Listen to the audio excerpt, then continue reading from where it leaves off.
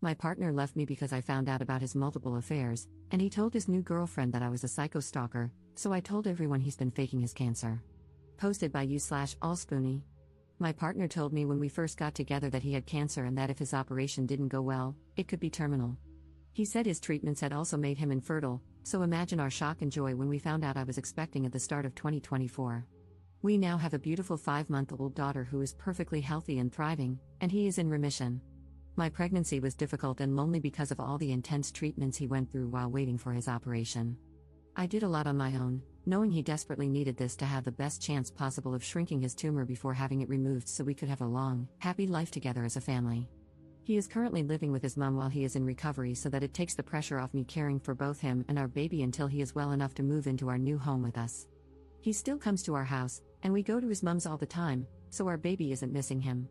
On Wednesdays, he has his daddy-daughter days, where it's just the two of them to make sure they are bonding well, and so he gets practice until he is well enough to care for her at home full-time, and give me a little break too. Last week, we had an attempted break-in at the house. I asked him to come over and stay here while I waited for the locks to be changed because I was scared, but he wouldn't. I was also talking to his mom, who accidentally let it slip that he wasn't home. Long story short, this is Reddit. I'm sure you can see where this is going. We argued for over 24 hours before my suspicions became too much, and I went to Facebook. It took me less than an hour to find the first two women. During my pregnancy, I was suspicious of a lot of things but put it all down to my hormones, as he would continuously tell me that I was paranoid and hurting him when I asked. One thing my paranoia just wouldn't let go of was his cancer and his treatments. I asked his mom about it, who told me he didn't have cancer but was receiving treatments. He has an autoimmune disease for which he receives transfusions. It's very serious but nowhere near terminal, and no operations were required. She also informed me he was in rehab, not the hospital. He was addicted to coke and was trying to recover for me and our baby. I never mentioned to him that I knew. I assumed it was the embarrassment of wanting to get clean without me knowing so he could be a good partner and dad. I was so proud of him for getting that help that I never spoke about it. With his autoimmune disease, his mom explained how brutal it had been for him and that he did have chemo a few years back, so maybe that's why he's confused. Pregnancy brain is a real thing, or maybe I was just too blindly in love because I accepted this and never questioned it again. After discovering the first two women, I sent my partner a message telling him to let his girlfriend know I was asking after her and not to bother coming home anymore. I'd had the locks changed after the break-in, so he couldn't get in. He panicked and started begging me to answer the phone and let him come see me so he could explain everything. I started to see everything through clear eyes for the first time and realized how long he had been gaslighting me. I told him no. Realizing he couldn't get through to me and now aware I was trying to contact his girlfriend, he panicked and went to her instead. During that time, I found a photo she had shared of the two of them and posted it to my profile with the caption, "Can someone please ask this woman to contact me?" She instantly blocked me, but her sister got in touch with me instead. Apparently, the family has never trusted him and knew something was wrong. This affair is serious enough to have involved the family. She says he has told her not to speak to me, claiming I'm a deranged stalker he slept with once years ago and that I've been hunting him down, trying to convince people my baby is his. I sent her a photo, the birth certificate, and a picture of us in the hospital together to show her sister before he could lie to her any further. During this time, I was also messaging another woman who was furious about what he had done and was helping me with all the information she knew. She told me he broke her heart by cheating on her, not even realizing he was cheating on me too. So far, I have the current timeline. Chemo in March? A 19-year-old. Rehab from April to July? A woman of an appropriate age this time, but he was also cheating on her. August to now? His 20-year-old girlfriend. I then found out that the emergency cancer medication he claimed he had to leave for in the middle of my labor was actually something else. While I was enduring 2 failed epidurals, screaming in agony and begging the doctors for help because I thought I was dying, while the emergency team rushed in to place extra monitors on our baby in distress, he found it such a turn on that he left to sleep with a 20-year-old, returning just in time to kiss me before I was taken for emergency surgery. This happened on Sunday. It is now Saturday of the following week. I made a post on Facebook calling out my partner for his actions, with photographs, medical notes, and evidence, asking people to leave me alone. I did this on Tuesday after 48 hours of no sleep, multiple calls to the crisis team, and a barrage of harassment from his friends and family, who now want to sue me for character defamation. If this were just a regular affair, I'd lick my wounds and move on.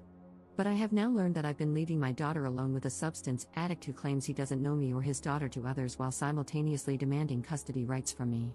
Dozens of women have now come forward, revealing that they also dated him during our relationship, completely unaware of me or each other. While this is obviously deeply upsetting, what troubles me most is that I've noticed a very disturbing pattern. He told every single one of these women that he has cancer and can't get them pregnant. I mentioned that my labor and delivery were difficult. I was induced due to an infection. My GP had told me I had an STI. Although I accepted the treatment and agreed to induction, my love-struck pregnancy brain never fully accepted it as an STI until I went back this week and checked my hospital discharge notes. There it was, in big, bold letters, sensitive, partner STI. He has been telling women that he has cancer and can't get them pregnant, convincing them they don't need protection. This led to me contracting an STI, which nearly killed me and his daughter during labor, and he wasn't even there because he was with a young girl who also believes he has cancer. I decided to let everyone know that he, in fact, does not have cancer by using a screenshot of his mom's messages. All the women he has slept with need to make sure they take a pregnancy and STI test, as well as all his friends whom he has been guilting for years over his condition, and also social services and the police for sexual endangerment. My daughter and I now have safeguarding in place from a local organization for women leaving abusive relationships, so I feel very safe revealing the truth about him and ensuring all of his partners are safe and informed, seeing as he couldn't uphold his legal obligation of declaring an STI. I guess his postpartum girlfriend will do it for him. I have also had contact from many of his old friends, band members, and ex-partners who have all given me testimonies to use for the police and as backup in case his mother does, in fact, try to sue me. This man has been lying and manipulating women for over 9 years. So far, everyone is now aware of his lies, and I am waiting for my in-person meeting with the police. I can't imagine any updates from here, as it will likely be a legal battle that probably can't be shared, but if anything else of interest comes up, I will make sure to write about it. Oh, also, my partner is a primary school teacher. Additional information from UP. We're in the UK. His complaints have been escalated to LADO in the past, which is basically our version of what oversees the school's judgment in dangerous situations, but nothing happened. One of his exes has given me all the details of their report to highlight that they ignored her, and it's escalated to this. It's come to light this week that his ex-partners have been reporting him for years to no avail. His mum is on the school board, and her best friend is his head teacher. I'm hoping that, with the added involvement of social services this time and an investigation into child endangerment concerning our daughter, they can't sweep it under the carpet any longer. Relevant comments. Commenter. How does he manage his time? Like, is his superpower time management? A full-time job that requires extra hours, a baby, a girlfriend, a mother, and many lovers? Ops response. He would disappear from time to time and switch his phone off frequently. Not living together was a huge help for him. He would tell me he needed set days and times, as he could only work within routines for his recovery. Obviously, I can look back now and see that, really, he just needed to know which girl was where and when. I've been told by multiple people now that he often just wouldn't turn up to work because he was on a bender or at a woman's house. I was kept in the dark because his mom's best friend is the head teacher and would cover for him. Commenter 2. I feel like we need a full name and a link to his Facebook, or at the very least, to make sure he is on PrickAdvisor. Ops response. He deleted his Facebook after I made a post on there. He is the most convincing person you have ever met, but for the first time, someone proved him wrong by posting medical evidence, and he couldn't take it. I'm waiting for approval to join PrickAdvisor UK, and are we dating the same man northeast to warn all the other women I couldn't find myself. Update 1 day later. I spoke to the police this morning. There's nothing they can do unless they find the substances on his person at school, so nothing is stopping him from snorting a line before work as long as he doesn't take anything else with him. They implied that the loophole is catching him behind the wheel, and if someone reported him driving on substances, they could catch him that way.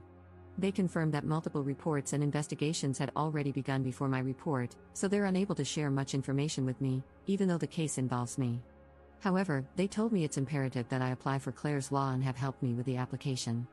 It can take up to 10 days for my in-person meeting to provide my documents, and then several weeks for the information to be shared with me. Knowing what I already do, I feel sick that they stressed how important this application is. I can't believe that in a few weeks, he's going to discuss me even more when I receive his police records. My only silver lining is that once I have the police reports, along with my medical reports, he doesn't stand a chance in family court, and my girl and I will be free to restart our lives together. Also, a little note, I've been looking for family court advice in a mum support group and found out that, luckily, she's only 5 months old, and any name changes can be made before 6 months with just one parent's consent. The witnesses don't need to be his choice, so I'll be removing his surname and his grand's name from her middle name. She'll take my surname and won't have any more ties to his family. I just wanted to add an apology here as well. A lot of people have commented on my poor writing. I'm a new mom who was lacking sleep even before all this came to light. Everything I've written has basically been one big vent. I know I'm no novelist, but I still apologize if it's been difficult to read. Relevant comments. Commenter. OMG, Op, you are a queen. I'm so proud of your fierce determination to protect your baby, yourself, and other potential victims. All this, and you're a new mama. Lordy, you're a strong woman. Hope that guy's prick falls off, bloody jerk. Op's response. I don't know why this was the comment that finally opened the floodgates for me, but thank you.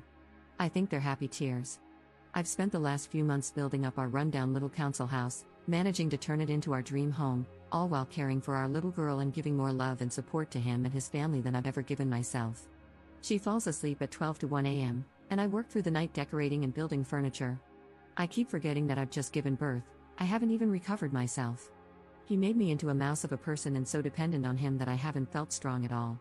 But now, I think I can see with clear eyes and realize how many women I've managed to help so far and the work I'm putting in to protect the children at his school. I do feel more proud of myself and hope that one day my baby girl will be proud of me too. Op responding to someone calling her post fake. And I 100% understand why someone would think and say that. I wish it was fabricated, but sadly, it's actually very condensed to focus on his lies about cancer. I haven't even touched on the details of the argument around the attempted break-in that led to this, why or how I found the other women on Facebook, or the argument with his new girlfriend and mum that led to me discovering the extent to which she has been covering for him.